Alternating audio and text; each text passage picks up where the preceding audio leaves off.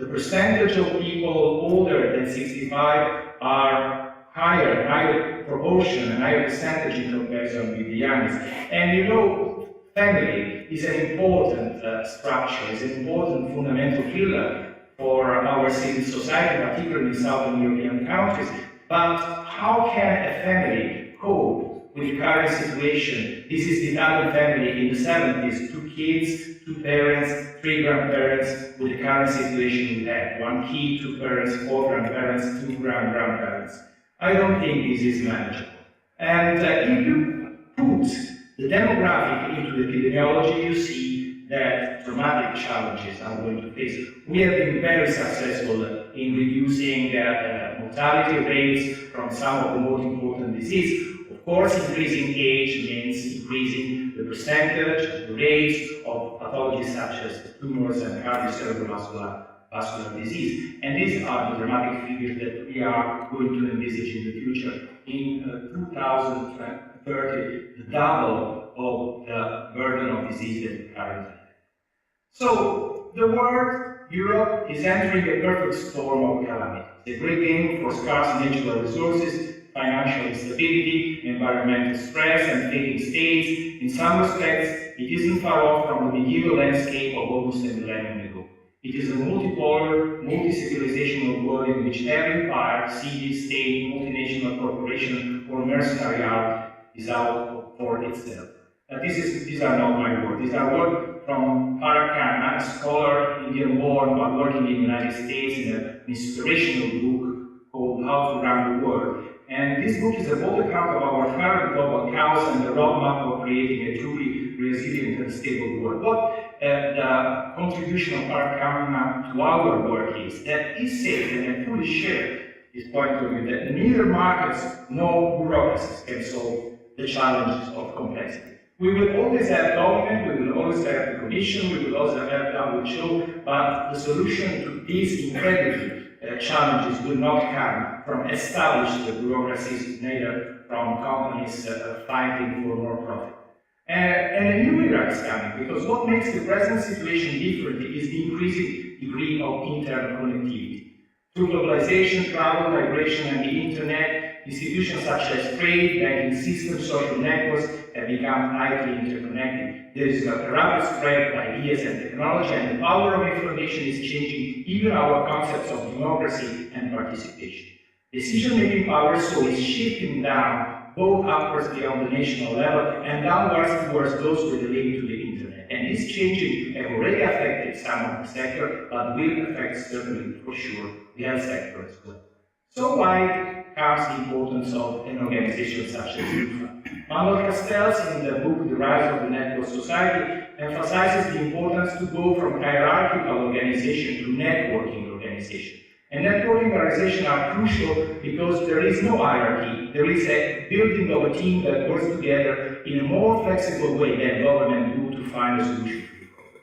And last year, or 2 years ago, we approved this idea that the future for us, for EUPHA, is not something that we are passively doing. It's something that we want to contribute to create.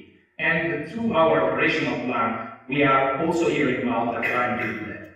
Trying to address 5 questions, which are: which types of interventions will make the biggest difference to the health and well-being of the people? What opportunities hold the greatest promise? How can we prepare for the next 10 years? How can we accelerate action to reduce inequalities? How can we support decision makers in their efforts to achieve better health and well-being for their people? Repeatedly, we have seen and showed these guiding steps from the very beginning. The public health people have been incredibly effective and incredibly efficient. This is the amount of money, poor money, allocated to public health and prevention. But we believe that it's not a matter of money. There is no more money. But it's a matter of organizing ideas in order to have and to achieve the resources that anyway are available in one of the richest continents in the world. And through the 4 pillars and the 2 strategic objectives, I think we can achieve. But we have to make a quick proposal. What we are doing is working together. What we are trying is to create better health. What we are trying is to influence to improve health governance, but we have to set common strategic goals, accelerate knowledge sharing, and increase the participation. What I did in the second part of my presentation is to take your work our work that has been carried out in the past 20 years, because this is the work that has been done during the lifespan of EUPHA in the past 20 years, about several aspects of researching into the field of aging and active aging. And in summary, I will report to you some evidence that came out from your work in a clear and comprehensible way. First of all, chronic disease is threatening to overwhelm Europe's healthcare system. Between 70% and 80% of European healthcare costs are spent on chronic care, amounting to 700 billion in the European Union. Chronic diseases account for over 80% of death in the EU. This scourge is largely preventable. We believe that much of the disease burden can be prevented or at least substantially delayed through a combination of primary prevention, measures, screening, and early intervention. And also prevention is what about the cure. The four basics of primary prevention are already well known: a healthy diet, regular exercise, avoiding tobacco, and excluding excessive alcohol intakes. Prevention also includes early diagnosis and intervention, while primary prevention focuses on healthy living, secondary prevention, early screening and diagnosis, and tertiary prevention, early intervention to slow the progress of diseases identified, also play important roles in reducing the burden of chronic disease. It is never too early to take a chronic disease such as cardiovascular and respiratory illnesses, type 2 diabetes, cancer, dementia, kidney and liver diseases, obesity, and being overweight. Indeed, healthy practices begun in infancy and perhaps even earlier can help to forestall the onset of disease. Care of chronic condition has distinct needs compared to acute care and must be refashioned accordingly. To ensure appropriate care for chronic disease sufferers as well as free up medical resources for acute care patients. Healthcare should be integrated and patient-centered to the greatest extent possible. Integration of medical services and other services such as mental health, in-home sanitary care, and instructions in self-monitoring and self-care methods are crucial components of creating an integrated patient-centered chronic care system. This is particularly important for patients suffering from more than one chronic disease who often must coordinate their own care among several specialized care providers under the current system. Healthcare should be evolved as far as possible down the provider chain as part of patient-centered care. Patients should be encouraged to do as much as possible for themselves, with appropriate support from a variety of providers, not all of them necessarily specialized doctors. Pharmacists, nurses, community workers, home care workers, and others can all play a part and are often in a better position than doctors and hospitals to provide time-intensive coaching and personal attention to patients. And last slide. Employers and health insurers have a major contribution to make in fighting chronic disease. Health and wellness programs are increasingly being offered by progressive employers as a way to ensure that older workers are able to remain on the job longer. Health insurers are also increasingly sponsoring health and wellness programs as incentives to encourage healthy lifestyles and practice. And last but not least, mental health care is an important part of the mix in the prevention and treatment of chronic disease.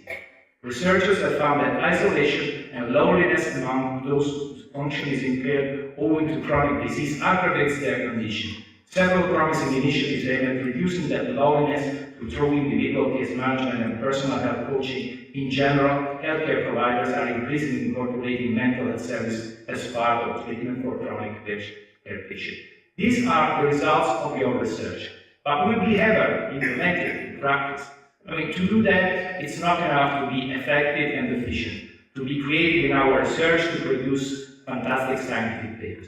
It's important to sell them, to put them on the table of decision makers, and to do that, we need to add to our skills the skills of leadership.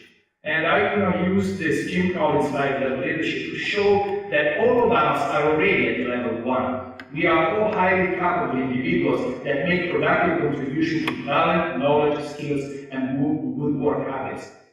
Some of us are contributing team members. We work in a team and we contribute with our disciplines to the improvement of our knowledge. Some of us are even competent managers, but some of us must become effective leaders in order to convince policymakers and politicians to put in practice what we have shown in our research.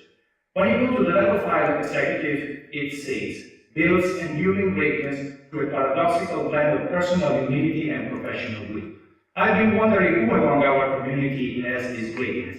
Honestly, I haven't discovered anybody.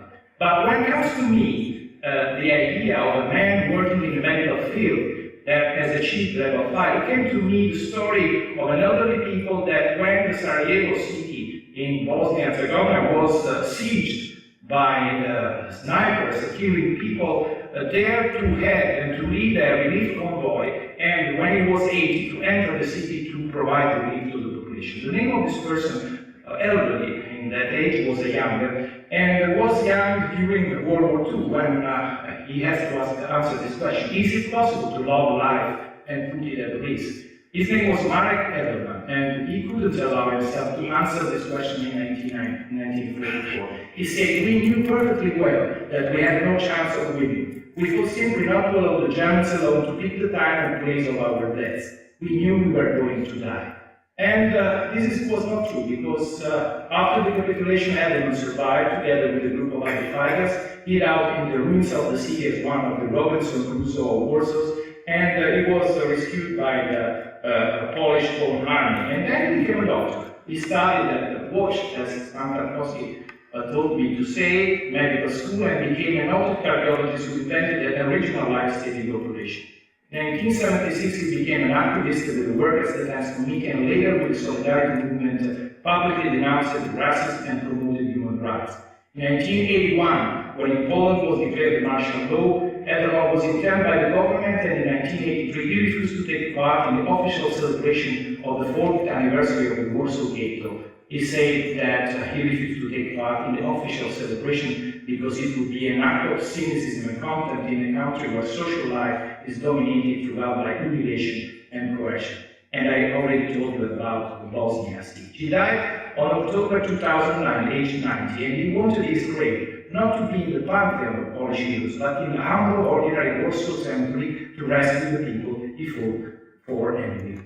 So I think he really built enduring greatness to a paradoxical blend of personal humility and professional good. I don't know anybody else who can compare this credit, but this is not the kind of elderly people we have to fight for. There are brave, fragile, weak people that in the future live with a lot of despair coming from unemployment, from poorness, from failing state, will need our protection. We need the protection of other people to stay strong and resilient. And it's not Marek Edelman, these are the kind of people that we have to be ready to defend, to stand up, and to use our research and our leadership to preserve and to protect the health of these elderly people. Thank you very much for your attention.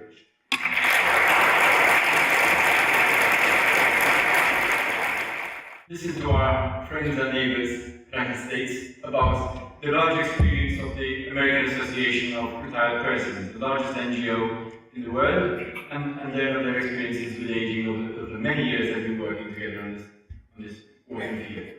Well, thank you, Julian, and thank you all for leading the pool and coming in this afternoon for the last session of the day. I admire each of you for coming. And I'm also very pleased and honored to be here today and be part of this conference. My name is Romasco, and I am the president of AARP, an organization that dedicated to improving the life of people over the age of 50, as well as future generations. As president, I serve as chief volunteer spokesperson and a member of our all-volunteer board of directors. Not only am I the chief volunteer spokesperson, but I'm also the chief listener to our members, to those who we serve, and to people like you who develop the research and the evidence that help shape our policy.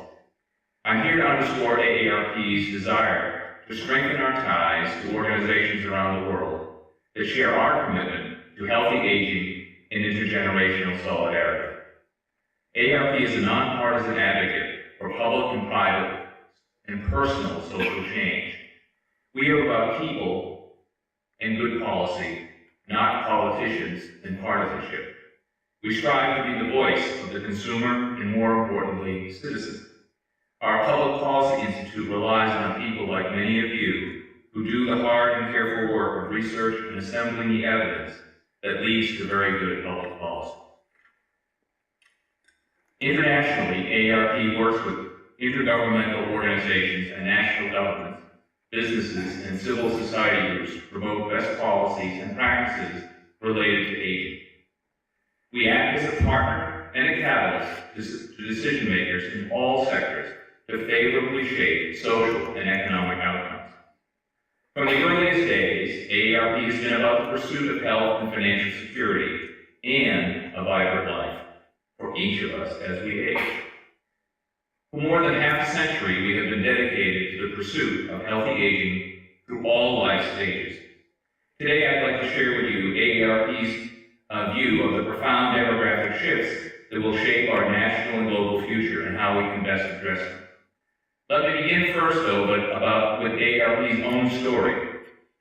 Our founder was a retired high school principal named Ethel Percy Anderson.